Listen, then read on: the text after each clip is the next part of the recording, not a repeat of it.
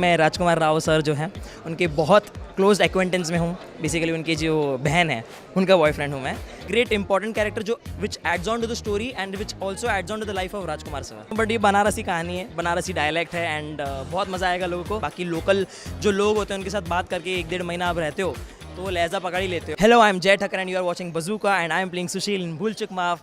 Okay, so can you tell us about your character in Bhool Chuk Maaf? सो अभी तक नाम reveal करने बोला नहीं है। सो आई जस्ट लाइक टू से कि मैं राजकुमार राव सर जो हैं उनके बहुत क्लोज एक्वेंटेंस में हूँ। बेसिकली उनकी जो बहन है उनका बॉयफ्रेंड हूँ मैं and it is a very fun character. सब लोगों को बहुत मज़ा आने वाला है।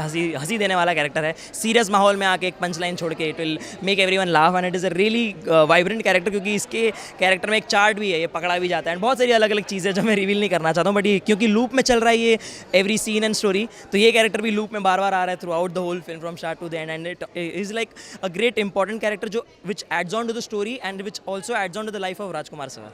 अच्छा, तो अगर बात करें, you worked with Rajkumar and Wamika both, so how was your experience while working with Rajkumar and both Wamika?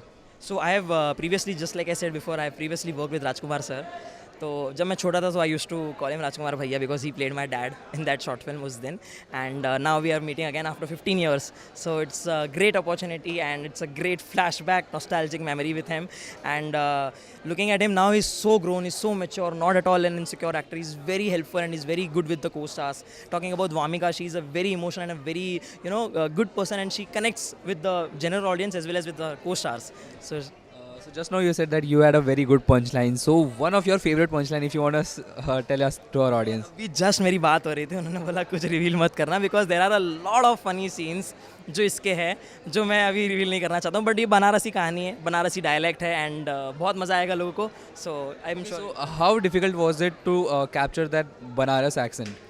So it was pretty easy because I've done a lot of shows which are belonging to North Indian states and dialect training भी हुई थी हमारी, accent training भी हुई थी। बाकी local जो लोग होते हैं उनके साथ बात करके 1-1.5 महीना आप रहते हो तो वो लहजा पकड़ ही लेते हो and observation is the key.